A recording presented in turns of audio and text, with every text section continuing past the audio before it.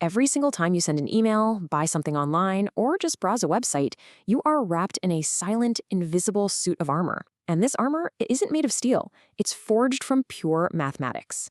This is the story of those unbreakable codes, the math that secretly holds our entire digital world together. So what is it that's actually protecting your secrets online? You're probably thinking, a strong password or maybe a firewall. And look, you're not wrong, that's part of it. But the real guardian, the thing doing the heavy lifting, is something much deeper and way more elegant. To really get how we protect everything today, we've got to take a step back in time. We have to look at how we used to play this whole game of secrets. For centuries, cryptography was basically just a clever word game. The simplest idea was a substitution cipher. You just make up a secret rule like every A is now an S, every B is now a V, and you just swap out the letters. So hello becomes SVOL. Simple, right? But, and this is a huge but, that simplicity hides a massive fatal flaw. Now, at first glance, this is just complete nonsense. Total gibberish. It's a message encrypted with one of those substitution ciphers. And for a while, this was thought to be pretty secure. I mean, how could you possibly guess the original message from this mess? Well, it turns out you don't have to guess. You just have to listen. Listen for what, you ask? You're listening for a ghost, the statistical ghost of the original language that haunts every single one of these simple ciphers. Here's the problem: hiding in plain sight. In English, we use certain letters way more than others. E is the undisputed champion, followed by T and A. So, even when a message is all scrambled up, the letter that appears most often is almost certainly the substitute for E. It's like a statistical fingerprint, and it makes these old codes incredibly easy to break.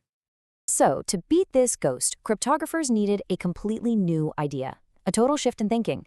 They had to stop trying to hide language and start creating mathematical puzzles. But not just any puzzles. Puzzles that are easy to set up, but nearly impossible to solve.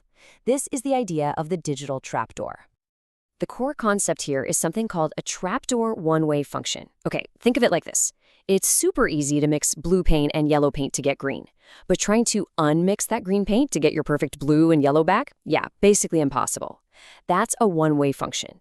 Now imagine you had a secret chemical, a trapdoor, that could instantly separate the colors back out. That is a trapdoor one-way function.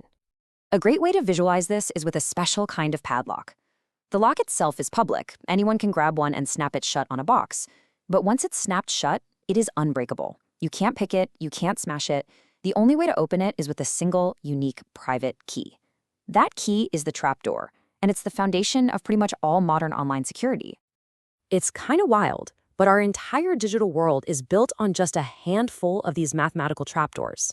So let's take a quick look at the 3 big, seemingly impossible puzzles that keep all our data safe. First up, we've got prime factoring.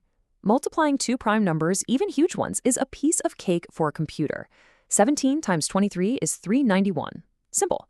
But if I only give you 391 and ask you to find the 2 prime numbers that made it, that's way harder. Now imagine, instead of 391, the number is 600 digits long. Your computer can still multiply the original primes in a split second, but trying to factor the result could take the most powerful supercomputers billions of years.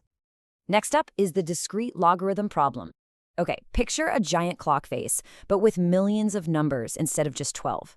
It's easy for me to tell you to start at 1 and jump forward, say, 45,000 spots to see where you land.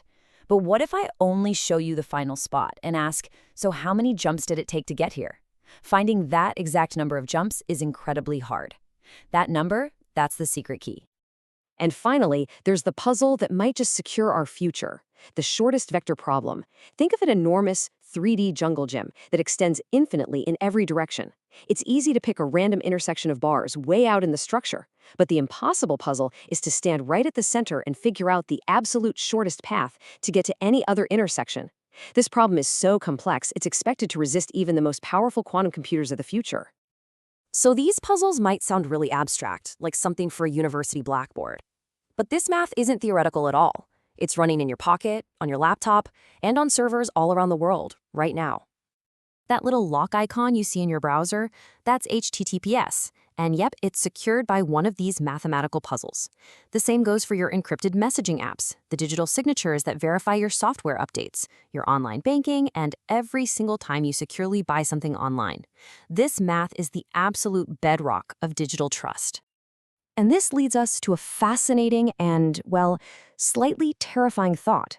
Our entire digital civilization, our finances, our communications, our secrets, is all built on the collective belief that a handful of mathematical puzzles are truly, fundamentally unsolvable. So that leaves us with one big question.